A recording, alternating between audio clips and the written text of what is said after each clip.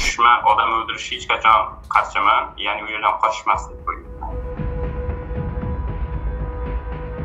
Urushga yozildim, qamoqxonadan ozod etilish haqida guvohnoma qo'l qo'yildi. Mana o'sha kuni kechqurun samolyotda olib ketishdi o'sha urush bo'ladigan joyga.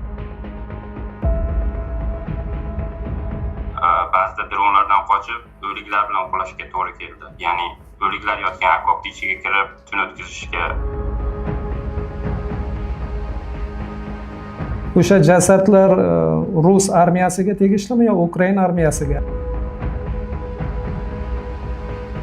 Shuncha pul bersang, yana 600 ming rublmi, 700 ming rubl. Seni boshqa viloyatga o'tkazib yuboramiz, xavfsiz joyga dedi.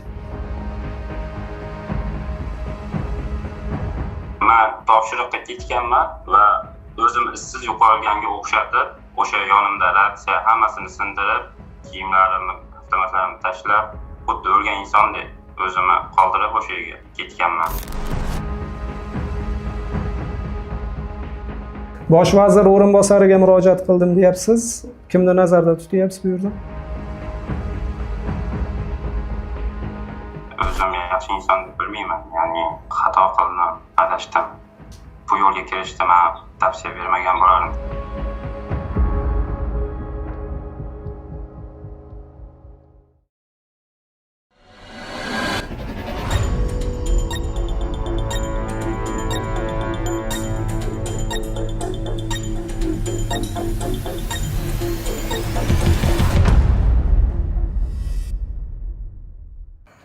Assalomu alaykum qadrli do'stlar. Biz Muhojir loyihasini navbatdagi sonini boshlaymiz. Bugungi qahramonimiz biz shartli ravishda ismini Ravshan deb atashni ma'qul topdik, chunki u ayni paytda Rossiyaning bir olis shaharlaridan birida muhojirlikda, ya'ni qochqinlikda yuribdi. U qanday qilib Ukraina-Rossiya urushi domiga tortildi va umuman qanday qilib Rossiyaga bordi va bugungi kungacha qanday qilib jon saqlab kelyapti. Mana shular haqida uni o'zidan eshitishni maqsad qildik. Assalomu alaykum, Ravshanbek. Assalomu alaykum, kunuz rasmiylar. Men ismim Ravshanbek. O'zbekiston Respublikasi fuqaroligiga egaman. 2021-yil shu O'zbekistonda ishlash maqsadida keldim, oilamni boqish uchun. Va 2024-yilga qadar har xil ishlarda, oilaviy ishlarda, ustachilik ishlarida ishlab, shu qora dori orqasidan shu qamoq jazosiga yozlandim 2024-yil may oyida. Shundan keyin ozgincha men hayotimda boshqacha bir burilish bo'ldi. 2026-yilgacha qamoq jazosida bo'ldim. Va shu 2026-yilga qadar o'tirgan yerimda qamoqxonada menga psixologik bir bosim bo'ldi. Shu sifatla urushga yozildim. Ya'ni maqsadim shu yerdan qochish edi. Ya'ni ozodlikka chiqish, yolg'iz onamni oldiga eson-omon qaytish edi. Keling, xo'p desangiz, biz aynan o'sha mana qamoqqa tushib qolganingizdan keyingi voqealarga o'taylik. Odatda kimdir o'z xohishi bilan urushga yollanishi mumkin. Siz masalan ruhiy bosimlar haqida gapiryapsiz. Aynan qanday ruhiy bosimlar bo'ldiki, siz urushga yollanishga ariza berdingiz? Shu haqida gapirib bering. Qamoqda yurgan paytim, ya'ni izolyatorga ko'proq tushdi. Imkoni qilishdi, shunday qilishdiki, o'sha qamoqxonani boshqaradigan insonlar har kelganda izolyatorga solib qo'yishadi, izolyatorda har hafta meni tekshiruvga kelganda urushga taklif qilishadi, bormayman deb javob beraman.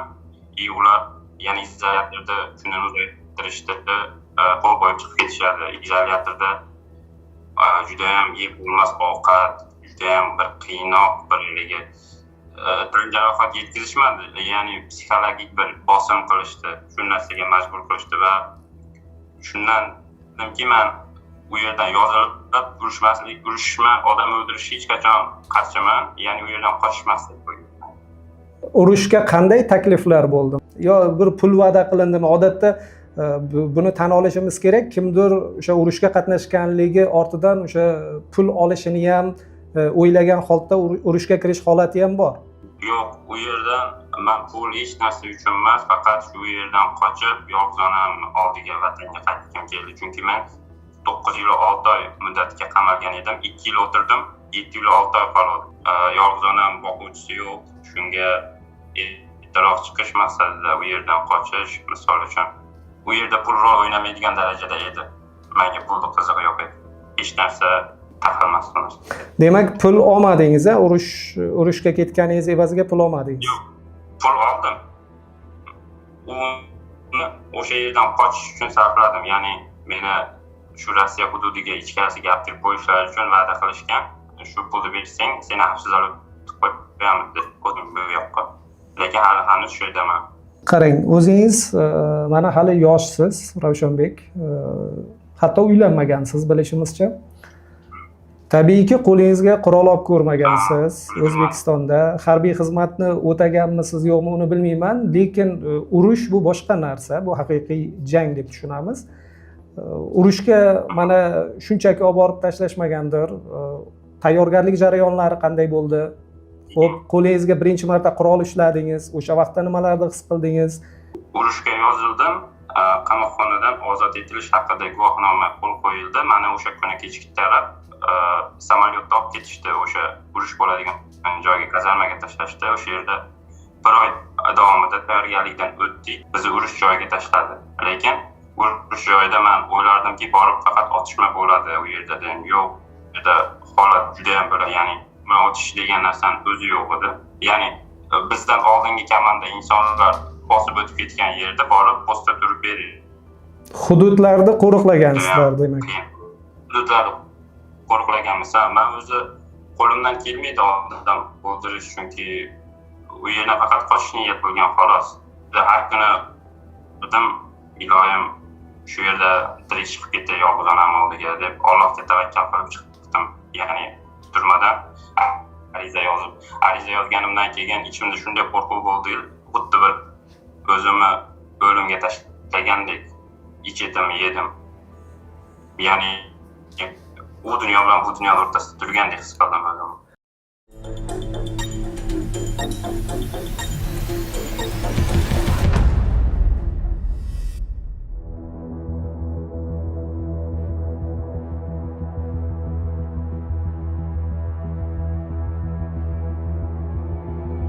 Ravshanbek, Ukraina jangchilari bilan yuzma-yuz keldingizmi biror marta? Yo'q, ularni ko'rmadim men. Faqat dron bo'ladi u yerda.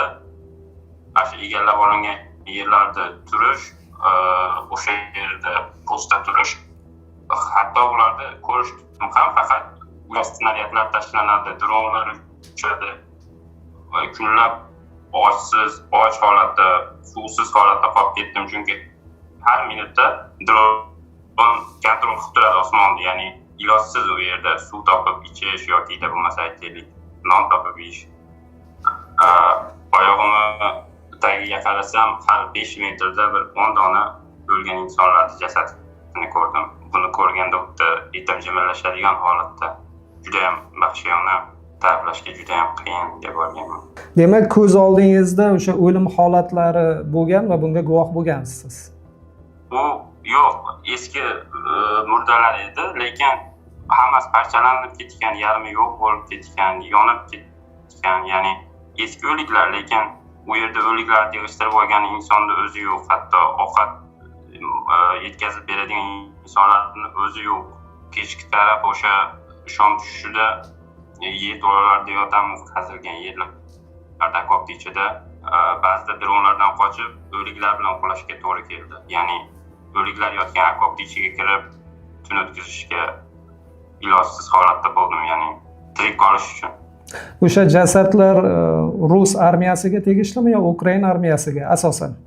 Asosan Rus armiyasiga tegishli deb o'ylayman, chunki u yerda faqat dronlar Ukraina orqali juda ham ko'p deb o'ylayman, ya'ni bir insonga 30 dona dron to'g'ri keladigan holatda hisobladim. Juda ham ko'p miqdorda. U uchadi ham, yerda ham turadi. Agar yer bilan borayotgan bo'lsangiz, sizni ko'radida kameradan ko'tarilib 1 metr balandlikka borib sizga uradi. Shunaqa darajada dronlar ko'p, har xili bor. Qanday qilib qochdingiz? Siz mana o'sha xo'p dronlar bunday o'ylab qaraganda, endi demak inson bilan inson jang qilmadi u yerda, dronlar bilan demak qo'liga qurol tutgan sizga o'xshagan yigitlar jang qildi. o'sha muhitdan tirik qolish uchun qanday yo'l tutdingiz? Qanday qilib xavfsiz joyga qochib chiqa oldingiz? Mani oxirgi topshirig'im shu 5 kilometr uzoqlikka borish kerak edi. Ochiqlikdan yugurish kerak edi. Endi u yerdan yugursam xavfli edi. Ya'ni dronlar yo'l qo'ymadi. Keyin ortga qaytish fikri bo'lgan oldindan. O'sha tuman tushdi o'sha kuni qo'yiq bo'lib orqaga qochdim. Ya'ni tumanda dron meni payqamadi. Orqaga 30 kilometr qochdim. Ya'ni u jang maydonidan ancha uzoqlashdim. Yurib 75 kilometr piyoda kelganimda menda aloqa paydo bo'ldi telefonimda. Shu orqali kerakli insonlardan yordam oldim.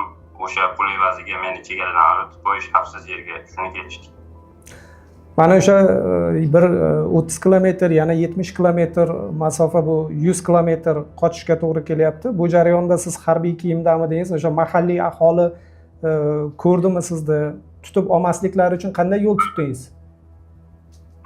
Kiyimlarim bilan qochdim, qo'limda avtomat bilan, ya'ni bu yo'limda dron chiqib qolsa otaman degan maqsadda 30 kilometrgacha yugurib kelganimda post xodimlari, o'sha harbiylar meni to'xtatib, qayerga ketyapsan deb so'roqqa ham tutishdi. Men aytdim, boshqa komandani nomini aytib, menga shunday topshiriq berilgan, o'liklarni saralash shunaqa deb aldov anaqasida ortga qaytdim, ya'ni insonlarni aldab.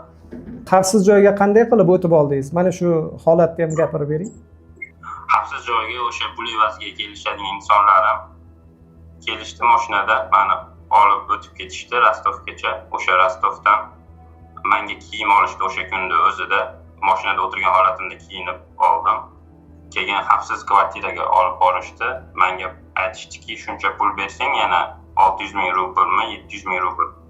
Shu seni boshqa viloyatga o'tkazib yuboramiz xavfsiz joyga dedi. Bular kimlar? Harbiylarmi yoki qanaqadir bir fuqarolarmi, yurtdoshlarimizmi? O'zimiz yurtdoshlarimiz albatta. Harbiymi ular ham? Yo'q. Ayni paytda qayerdasiz? Hozir Rossiyada Moskva shahriga yaqin joydaman.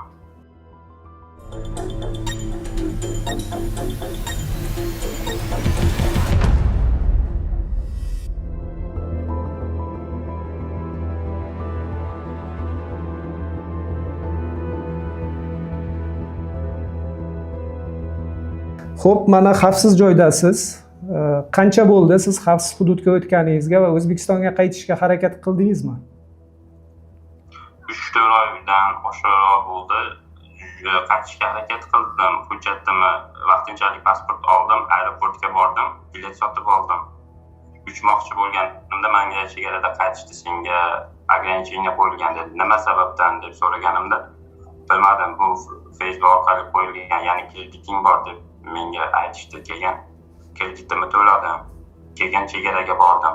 2 marta 3 martalab borganimda mashina orqali Qozog'iston chegarasiga yana qarzing bor degan maqsadda meni qaytarishdi. Lekin men u kreditni to'laganman, bazadan olishmayapti. U kredit qarzdorligi u Rossiyada olingan qarzmi endi? Albatta. O'sha uchun chiqib keta olmayapsiz. Lekin to'ladim deyapsiz, to'g'rimi? Lekin to'ladim, yana qanaqadir qarz ko'rsatishyapti, bilmadim. Shuning uchun ограничение qo'ydim. To'lashga harakat qilib ko'rdingizmi? Yana qandaydir qarz ko'rsatayotgan bo'lsa, yo o'sha eski qarzni ko'rsatyaptimi? Yo'q, boshqa qarz Zalot Karvon orqali ham ko'rsatyapti. Uni bilmadim, uni olganmanmi, olmaganmanmi eslay olmayman, chunki 3 yil bo'lyapti. Qamoqda o'tirgan paytim u benafqa bo'lib yuborgan, 70 ming rubldan ortiqroq bo'lib ketgan. Demak, faqat hozir mana o'sha kredit qarzdorligi yoki peniyasi sabab qaytishingizga to'siq bor. Endi aniq bilmayman, chunki chegarada agar meni bilib qolishganda harbiy ekanligim, o'sha yerda ushlashar, demak qarzim bor deb o'ylayman. Agar ularda Danishdan chiqib kelganimda harbiy bo'lib, meni o'sha yerda ushlashgan bo'lar, demak qarzim bor deb o'ylayman. Yana aniq bilmayman. Hozir rus armiyasi uchun siz qanaqa maqomdasiz? Nima deb o'ylaysiz? Sizni ta'qib qilishyaptimi yoki izlashyaptimi? Nima deb o'ylayapsiz hozir? Men topshiriqqa ketganman va o'zim izsiz yo'qolganga o'xshatib, o'sha yonimda ratsiya hammasini sindirib, kiyimlarimni, avtomatlarimni tashlab, xuddi o'lgan insondek o'zimni qoldirib o'sha yerga ketganman. Ya'ni dron tushib parchalanib ketganga o'xshatib. Tushunarli. Meni o'lgan deb bildi. Bunaqa ehtimol ham yuqori. Xudoga shukur, mana hozir tiriksiz. O'zbekiston hukumati bilan, o'sha rasmiy idoralar bilan bog'lanib ko'rganingiz haqida aytdingiz. Qaysi tashkilotlarga bog'landingiz va ulardan qanday javob bo'ldi?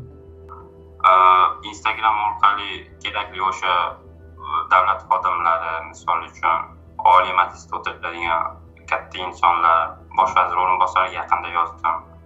Onam orqali O'zbekistonning hokimiyatga, hokimlar bilan gaplashdik. Hech qaysinisidan kerakli bir yordam ololmadim 3-4 oy maqsadda, 3-4 oy ichida. Hammasi murojaatingizni oladi, lekin hech qanday bir harakat ko'rinmaydi. Bu yerda bir kun yashashim juda ham qiyin, chunki hujjatsiz holatdaman, pulsiz, ishsiz. Bosh vazir o'rinbosariga murojaat qildim deyapsiz. Kimni nazarda tutyapsiz bu yerda?